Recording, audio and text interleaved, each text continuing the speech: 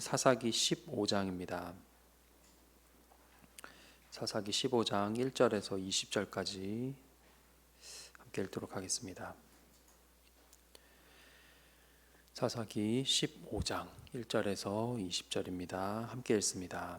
얼마 후 밀 거둘 때에 삼손이 염소 새끼를 가지고 그의 아내에게로 찾아가서 이르되 내가 방에 들어가 내 아내를 보고자 하노라 하니 장인이 들어오지 못하게 하고 이르되 내가 그를 심히 미워하는 줄 알고 그를 내 친구에게 주었노라. 그의 동생이 그보다 더 아름답지 아니하냐.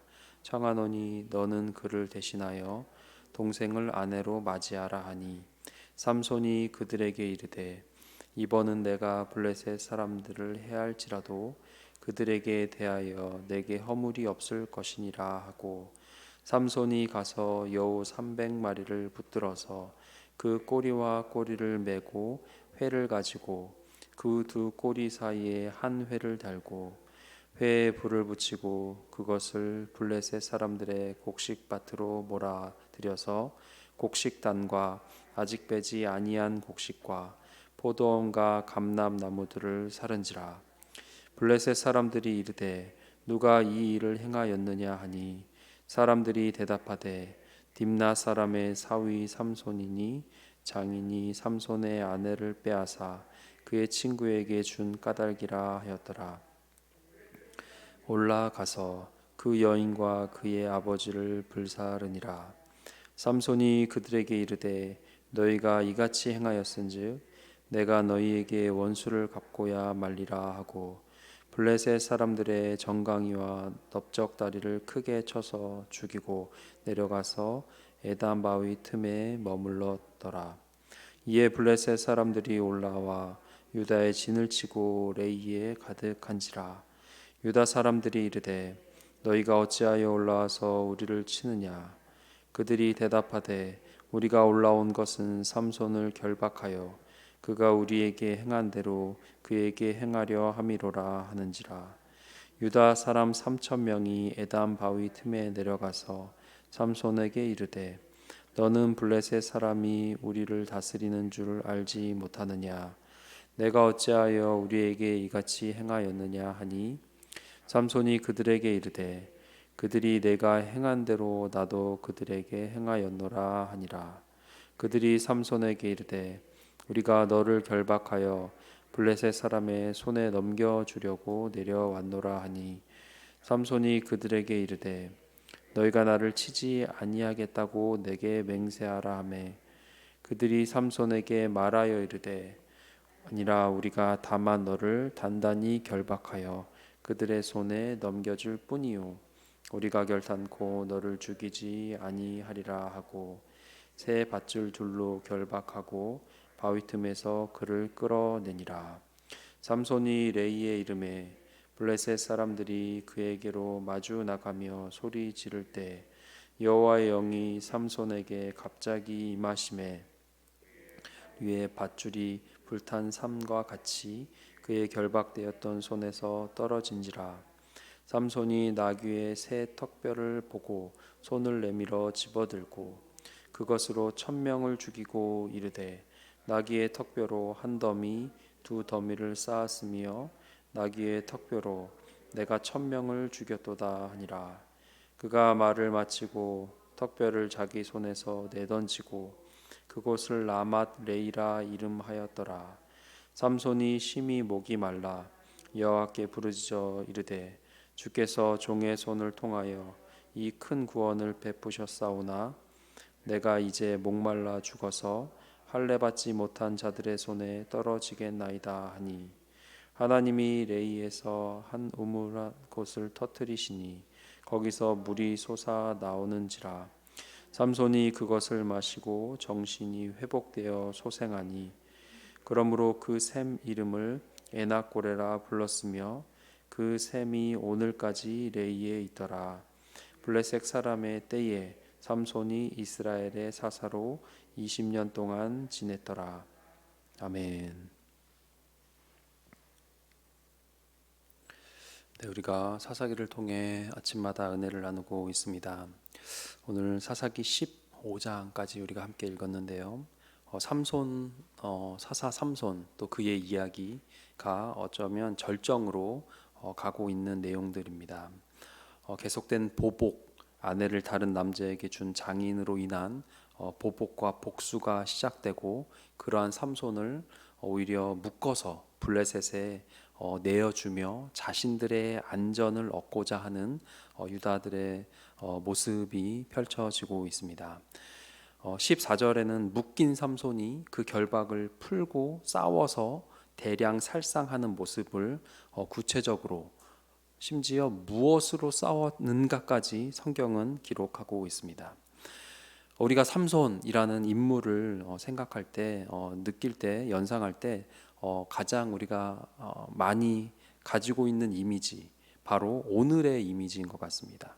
싸움하는 사람이고요, 보복하고 힘으로 문제를 해결하는, 항상 분노에 차서 그렇게 사람을 죽이는 그런 연상이 되는데, 오늘 그런 내용의 절정인 것 같습니다.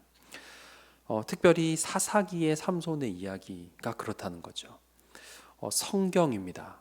하나님이 우리에게 주신 드러난 계시입니다. 근데 그 내용이요, 이거는 제가 많이 읽진 않았지만 고등학교 때 보던 무협지, 어떤 삼국지 같은 그런 내용들로 채워져 있는 하나님의 드러난 계시인데 그렇게 기록되어 있습니다. 이러한 삼손의 모습을 보며 우리가 인간을 알 수 있습니다. 삼손 왜 이렇게 사는가? 보편적으로 보면요, 인간은 어떤 존재인가? 하나님에 대한 의식이 없는, 하나님에 대한 두려움이 없는 자가 사는 모습을 삼손을 통해 우리에게 말해주고 있습니다. 15절에 보면 그가 어떤 무기를 선택했는지 성경이 구체적으로 얘기합니다. 손을 내밀어 집어들고 했습니다. 뭘요? 나귀의 턱뼈를 손을 내밀어 집어서 그걸 잡고 싸웠습니다. 여러분, 손을 내밀어 집었다는 건요, 우연히 이게 있네가 아니라는 거예요. 뭐죠? 내가 목적해서 일부러 가서 짚고 내 의도로 그것을 가지고 싸웠습니다. 근데 나귀의 턱뼈는 뭐죠? 주검입니다. 동물의 주검. 제가 정확히 세보진 않았지만 레위기에 13번 정도 주검에 대한 하나님의 말씀이 나와요. 우리가 굉장히 반복적으로 들으셨죠? 어떻게 하라? 만지지도 마라. 옷에 묻으면요, 옷을 빨라. 저녁까지 부정한 거예요. 만지면 안 되는 걸 아는 사람이에요. 어제는 어떻죠? 오늘은 나귀의 주검이었고요, 어제는 사자의 주검을 만집니다. 부정해지는데 그 하나님이 부정해지는 거야 라는 앞의 말씀에 대한 고려가, 어떤 그것에 대한 거리낌이 전혀 없는 인물이에요. 내가 필요하면 상관없이 만지는 인물이에요. 내 요구가 있으면, 필요가 있으면 하나님이 그거 안 돼 해도 그냥 집어서 내 필요대로 쓰는 사람이었다는 거죠. 내 감정을 따라, 내 필요를 따라, 하고 싶은 대로 혈기를 따라 사는 전형적인 사사기의 주제 말씀과 같은, 이스라엘의 왕이 없었으므로 사람마다 자기 소견에 옳은 대로 행하였더라. 사사이지만, 나실인이지만, 택함 받았지만, 하나님이 사랑하시는 자이지만 하나님을 왕으로 여기지 않고 자기 소견에 옳은 대로 사는, 원함대로 사는 전형적인 인물을 사사기는 삼손을 통해 보여주고 있고, 그로 인한 많은 문제들이 발생하는 걸 우리가 묵상하고 있습니다. 그럼에도 불구하고 이러한 인간의 이러한 연약함에도, 이런 하나님을 떠난 모습에도 사사기의 이야기 가운데, 이 흐름 가운데 반복적으로 등장하는 문장이 있습니다. 14절입니다. 여호와의 영이 삼손에게 갑자기 임하심에 했습니다. 갑자기 임하심에. 그리고 어제 우리가 본 본문에는요, 14장 19절엔 여호와의 영이 삼손에게 갑자기 임하심에, 동일한 문장입니다. 그리고 월요일 본문에는요, 13장 25절 보면 여호와의 영이 그를 움직이기 시작하였더라 했습니다. 아마 매일 성경 편집하시는 분이요, 일부러 어떤 이런 의도를 가지고 이렇게 성경 요거를 자르지 않았나 그런 생각이 들어요. 삼손이 어떻죠? 매일 한 번씩 하나님이 찾아가세요. 매일 사고치는 인물인데 그래도 하나님이 어떻게든 동행하려고 하나님의 노력하심이 보입니다. 하나님은 어떤 존재입니까? 하나님은 어떤 분입니까? 하나님은 하나님을 왕으로 여기지 않고 사는, 하나님의 말씀을 안중에도 없이 자기 필요에 따라 사는 이 인물에게도 하나님은 끊임없이 찾아가시는 분이에요. 하나님은 끊임없이 그를 포기하지 않고 있다는 하나님의 의도들을 드러내시는 분입니다. 이게 은혜라는 겁니다. 이게 삼손을 향한 하나님의 은혜입니다. 어떤 분은 구약에는 율법의 무서운 하나님, 어떤 분은 신약의 은혜의 하나님, 근데 구약에도 은혜가 깔려 있어요. 우리는 그런 고정관념이 있습니다. 내가 잘하면, 내가 하나님께 잘하면 하나님이 동행하시고 복 주신다. 맞습니다. 우리가 그분의 자녀답게 살아야 합니다. 하지만 믿음의 초점이 내 행위에 맞춰진다면, 그런 하나님으로 반응하는 하나님으로만 생각한다면 거기에서 많은 문제가 발생할 수 있습니다. 이러한 삼손의 이야기, 우리에게 이 삼손의 이야기가 그래도 희망인 것은 이 잘하는 게 하나도 없는 인물에게도, 주신 달란트 엉뚱하게 쓰고 있는 이 사람에게도, 이 연약한 사람에게도 다른 사람을 세우고 바꿔버리지라고 생각이 들 만한 이 인물에게도 그래도 하나님은 찾아가시고, 그래도 여호와의 영이 임하도록 허락하시고, 그래도 사사로서 살아갈 기회들을 주시는 하나님이라는 겁니다. 여호와의 영이 삼손에게 갑자기 임했다. 근데 이 갑자기가요, 영어로 보면 in power예요. 힘있게 임하셨다예요. 문제투성이 인간에게 하나님이 힘있게 적극적으로 임하시고, 적극적으로 동행하시고, 적극적으로 그를 포기하지 않으신다는 하나님이라는 거죠. 사람의 연약함이 클수록, 사람의 허물이 클수록 그를 포기하지 않으시는 하나님의 사랑이 더 커 보일 수 있습니다. 그래도 동행하시고자 힘있게 움직이시는, 그를 힘있게 포기하지 않으시는 그 하나님의 성품이 우리의 희망이며 소망인 것입니다.